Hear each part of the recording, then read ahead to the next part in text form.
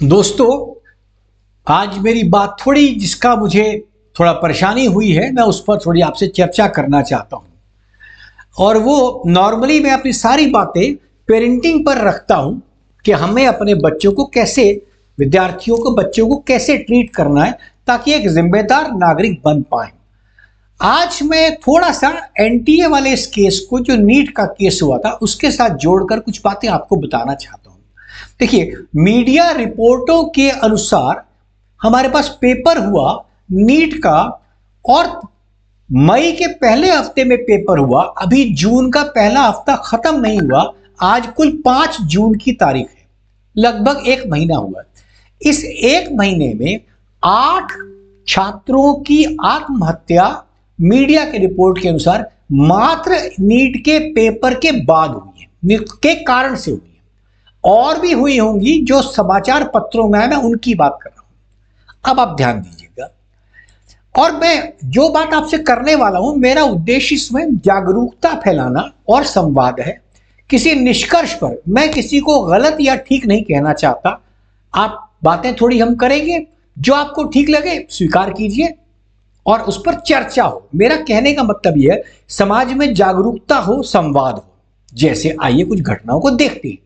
देखिए, अपने को पता लगा कि नीट के एस्पिरेंट्स जो नीट का पेपर दे रहे हैं, उनमें से 12 मई को सबसे पहले राजस्थान में सीकर नाम की जगह में एक छात्र ने आत्महत्या की। और वो ऐसा कहा जा रहा है कि परीक्षा रद्द होने से निराशा थी। अब एक बच्चा एक परीक्षा के रद्द होने के बाद ये जानता है कि परीक्षा दोबारा हो सकती है, लेकिन वो दोबारा देने की क्षमता नहीं रखता। इसका मतलब वो इतना डर गया एक पेपर में, इतना एग्जॉस्ट हो गया पेपर देखते, कि उसने कहा मैं दोबारा नहीं दे सकता। अब जो बच्चा एंट्रेंस एग्जाम में एग्जॉस्ट हो सकता है, आप उसकी मानसिक स्थिति सोचते हैं, अगर वो डॉक्टरी के लिए चला भी गया तो डॉक्टर बनने के बाद, क्योंकि जब आप डॉक्टर बन जाएंगे, चिकित्सक बन जाएंगे, आपको तो बहुत सी विषम परिस्थितियों में रहना पड़ेगा। तो एक छात्र इतना कमजोर मेरा बन चुका है, वो डॉक्टर के लिए जा रहा है। अगला देखिए, 16 मई को सुबह महाराष्ट्र में लातूर जगह में एक छात्र ने आत्महत्या की, जो दोबारा परीक्षा देने की चिंता में थी कि मुझे एक बार फिर पेपर देना पड़ेगा।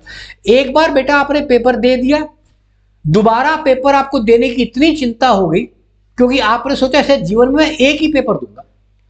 ऐसा नहीं होगा। वो बच्चा हमारा कमजोर पड़ चुका अंदर से, वो एक पढ़ाई का इतना बड़ा बर्डन उसके ऊपर आ चुका था, ये समझिए। फिर देखिए अगली बात, एग्जाम के प्रेशर और स्ट्रेस और सपने टूटने। सपने पहली बात हम बहुत बड़े बना लेते हैं, उसमें भी बहुत बात है। 16 मई को राजस्थान के झुंझुनू में एक किराए के कमरे में एक छात्र ने फांसी लगा ली। अब प्रश्न यह है कि वो बच्चा पढ़ने जा रहा है, किराए के कमरे में रहता है। 16 मई को इतना अकेलापन उसका हो गया कि वो इस एग्जाम के दोबारा देने से, या तो पहली बार ठीक नहीं हुआ, इस बारी दोबारा देने से घबरा रहा है, लेकिन वो किसी भी हालत में अपने आप को फांसी उसने लगा ली। फिर देखिए 16 मई को इसी दिन उत्तर प्रदेश के लखीमपुर खीरी में एक छात्र तीसरी बार कोशिश कर रहा था। यहां पर मैं एक सवाल उठाता हूं कि 3-3 बार या 4-4 बार, आप जानते हैं नीट के पेपर को देने के लिए आप 20 बार दे सकते हैं। ये मुझे समझ नहीं आती कि सरकार ने ये नियम क्यों बनाए हैं। इसका मुझे तो जो सीधा लगता है, कोचिंग वालों को फायदा देने के लिए। क्यों एक बच्चा 3 बार, 4 बार, 5 बार कोशिश करके पेपर दे, 10 बार कोशिश दे? क्यों आप नहीं, आप उसकी लिमिट बांध सकते हैं? जेई के लिए तो आपने लिमिट बांध दी है, लेकिन नीट के लिए नहीं बांधी हुई। हर एग्जाम की लिमिट होती है। यही खेल आईएएस में भी है। एक बच्चा जो डिग्री होल्डर है, 20, 22, 23, 24 साल का डिग्री अच्छी तरह ले लेगा, पीजी कर लेगा, उसको आईएएस का पेपर देने के लिए 40 की उम्र तक आपने अलाउ कर रखा है, ताकि वो 12 साल पेपर ही देता रहे, 16 साल पेपर ही देता रहे। एक बच्चे को एग्जाम के लिए आप कितना प्रेशर करना चाहते हैं? समझिए इस बात को। अब 18-19 मई को राजस्थान के चिरावा में एक बच्चा दूसरी बार प्रयास करता है, उसने आत्महत्या कर ली। बात वहीं आती है, दूसरी बार प्रयास करने की आवश्यकता, मान लो है तो पहली बार मेरा 5 नंबर से रह गया, मैं दूसरी बार कर लूंगा, 20 नंबर से रह गया, मैं दूसरी बार कर लूंगा। लेकिन कई बार बच्चा बहुत लो अंकों का होता है, फिर दूसरी बार करता है, वो भी नहीं होना चाहिए। हमें समझना पड़ेगा अपने बच्चों को, उनके तनाव को। और 25 मई को कर्नाटका में एक छात्र ने आत्महत्या की है, जिसके, याद कीजिएगा, बोर्ड में 92% अंक थे। कहां 92% अंक, मतलब 8% नंबर से कुल छोड़े लड़की ने, और उसके बावजूद लड़की इतने स्ट्रेस में कि उसने आत्महत्या कर ली।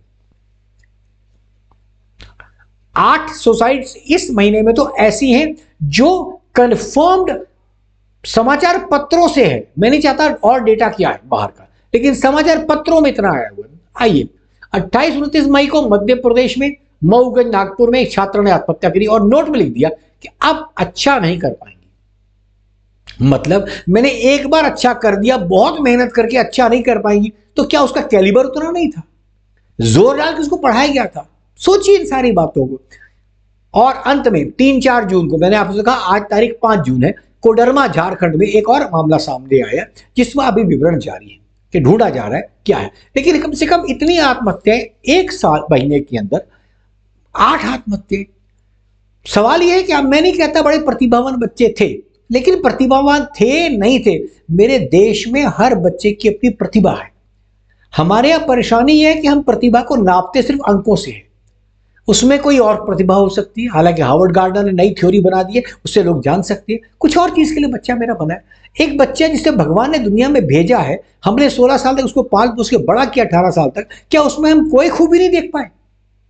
सोचने की बात है। जरूरी है वो डॉक्टर बने, लेकिन इसके साथ कुछ और बातों पर भी आपका ध्यान देना चाहता हूं। आइए, मैंने आपसे कहा इस पूरी जागरूकता के लिए, संवाद के लिए ये बात है, इस पर सोचें। निष्कर्ष मैं नहीं दे रहा हूं, निष्कर्ष आप लोग करेंगे, क्योंकि समाज में चर्चाएं नहीं होती। आज हमारे समाज की सबसे बड़ी बात है, किसी दल की, किसी राजनीति की, किसी विचारक की आप बात सुनते हैं और उस पर चर्चा नहीं करते हैं।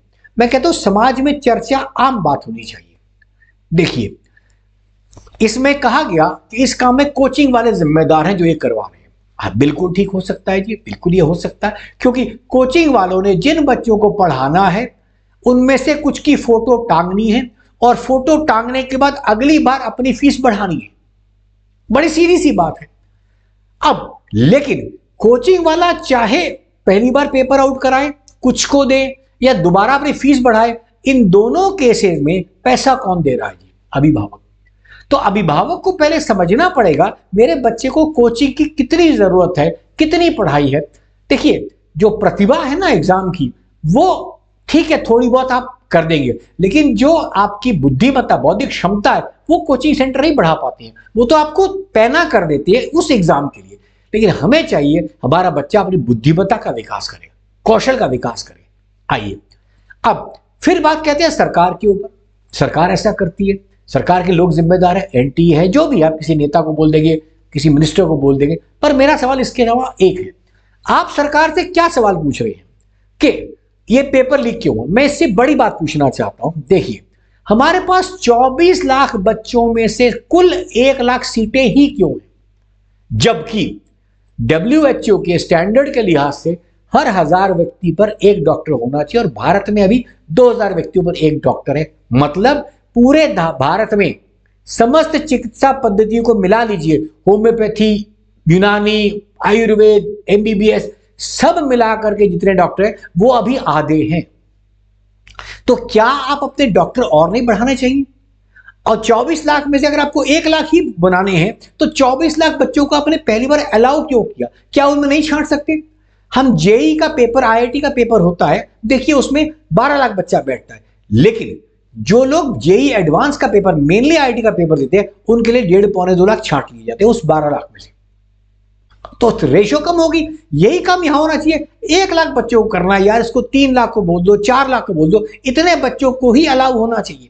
आप उनको पहले छांट दीजिए प्रीलिम एग्जाम में, फिर बच्चा पहले प्रीलिम की तैयारी करे। क्योंकि हुआ क्या है, बच्चे ने ना पहला एग्जाम पढ़ा, ना प्रीलिम एग्जाम पढ़ा, सीधा बोर्ड के बाद चला गया कंपटीशन देने, उसको लगा हो जाएगा, होता है नहीं। क्योंकि अभी आपने देखा 92% अंक जिस बच्चे के आए हैं वो भी आत्महत्या कर गई है। तो बोर्ड के नंबर अलग है। ये भी एक बहुत बड़ी गलत बात है कि बोर्ड में जो पढ़ाया जाता है कंपटीशन में पूछा नहीं जाता। यह भी बड़ी बात है, कोचिंग को बढ़ावा दिया जाता है। अब फिर बच्चा कोचिंग के लिए जो करता है, आप उसको थोड़ा एक बात और समझिए कि कोचिंग सेंटर का जो बात आगे बढ़ती है उसके लिए बहुत जरूरी बात है। देखिए, मैं आपको एक घटना बताता हूं। सन 2000 के आसपास की घटना है। उस समय जेई में भी ये चक्कर हुआ, क्योंकि एक बच्चे की फोटो 4 जगह छप रही है, पेरेंट्स कंफ्यूज है, कोई बच्चा हुआ कहां से। तो जेई वालों ने अपने फॉर्म में एक जगह बनाई जिसमें बच्चे को फॉर्म भरते हुए लिखना था, मेरी जेई की तैयारी कैसे हुई। वो लिखेगा मेरे अपने आप मैंने करी है, स्कूल से मैंने करी है, टीचर से करी है या कोचिंग से करी है, और अगर टीचर या कोचिंग है उसका नाम लिख देगा। अब ये फॉर्म भर दिया गया। तब ये ख्याल आया कि जो बच्चा सेलेक्ट होगा वेबसाइट के ऊपर आईटी अथॉरिटीज उसको लिख देगी कि फला फला बच्चा फला फला कोचिंग सेंटर से फला फला से निकला हुआ है। लेकिन उसमें सब सच्चाई सामने आ जाती, सच्चाई सामने आती तो फिर मामला गड़बड़ होता। अगले साल से जेई वालों ने फॉर्म के प्रारूप में वो चीजें हटा दी। देखिए कितना बड़ा खेल चलता है। अब मैं आपको एक और बात कहूंगा, समाज में बच्चा मेरा डॉक्टर बने न बने, एक जिम्मेवार नागरिक तो बने। जरूरी है मेरा बच्चा डॉक्टर बने। कई बार हम अपनी शान बना लेते हैं, अपनी अपेक्षाओं बच्चे पर थोप देते हैं, महत्वाकांक्षाएं थोप देती है कि मेरा बच्चा डॉक्टर ही बने। अरे तुम्हारे चाचे का बेटा बना है, तुम नहीं बनोगे, तुम्हारा हम किसी को मुंह दिखाने लायक नहीं बने। अरे हो सकता है आपका बच्चा किसी और काम के लिए हो यार। दुर्भाग्य से मैंने आपसे कहा हम बच्चों की प्रतिभा को सिर्फ नंबरों से आकर है। बच्चों में अलग अलग प्रकार की प्रतिभा है। हर बच्चा जो भगवान ने दिया है उसमें कुछ ना कुछ है, कुछ खास बातें हम समझे। उसके लिए आपको थोड़ा सा तैयार कर, थोड़ा समाज बदलना पड़ेगा कि अलग अलग प्रकार की चीजों को समझे, शिक्षा को समझे। आज हमने इसको एक बात बना दिया कि बच्चे के नंबर आने चाहिए, तो थोड़ा हम समझे। और फिर उस बच्चे को क्या हम ये कॉन्फिडेंस नहीं दे पाए कि बेटा अगर एग्जाम में नहीं हुआ तो मैं तेरे पीछे खड़ा हूं। ये समझिए, ये काम बहुत जरूरी है कि आप बच्चे से ये पता हो बच्चे को। और ये आत्महत्या का कारण है, चाहे विवाह में हो, लड़के ने विवाह किया, पत्नी ने किया, सब में वही कारण है। उनके पीछे कोई व्यक्ति ये खड़ा होकर कह दे बेटा कोई परेशानी नहीं, हम तेरे पीछे खड़े हैं, तो आत्महत्या 90% रुक जाएंगी। क्योंकि उनको लगता है मेरा कोई नहीं है। ये पेरेंटिंग में बच्चों से जो कोचिंग में जाते हैं रोज पूछते हैं बेटा फिजिक्स में कितने नंबर आए, केमिस्ट्री में कितने नंबर आए, बायो में कम क्यों रह गए। कभी पूछा बेटा अकेलापन तो नहीं महसूस कर रहा तू, मैं तेरे पास मिलने आ जाऊं? कोई बात नहीं बेटा, कुछ दिन मेरे पास आ जाए। मतलब बच्चा 2 साल के लिए कहीं घूमने नहीं जाता, अरे माँ बाप उसके साथ नहीं है। समझिए यार कितनी बड़ी बात है, मेरी औलाद मेरे पास नहीं है, उसको मेरा सहारे की जरूरत है। हम बच्चे को हमेशा चाहते हैं, वो उसको हर बार करेक्शन करना चाहती है। उससे कनेक्ट बनाइए सर, रिश्ता बनाइए। बच्चा डॉक्टर बनेगा नहीं बनेगा, लेकिन बच्चा तुम्हारे पास रहेगा, तुम्हारे दिल में रहेगा। तुम बच्चे के दिल में रहते हो यार, इतनी बड़ी सजा बच्चे को मत दो। यही कहते हो मैं अपनी बात को विराम दूंगा। कुछ बातें छेड़ी हैं उस पर चर्चा करें, बात करें, कहीं पर बातों को करें। धन्यवाद।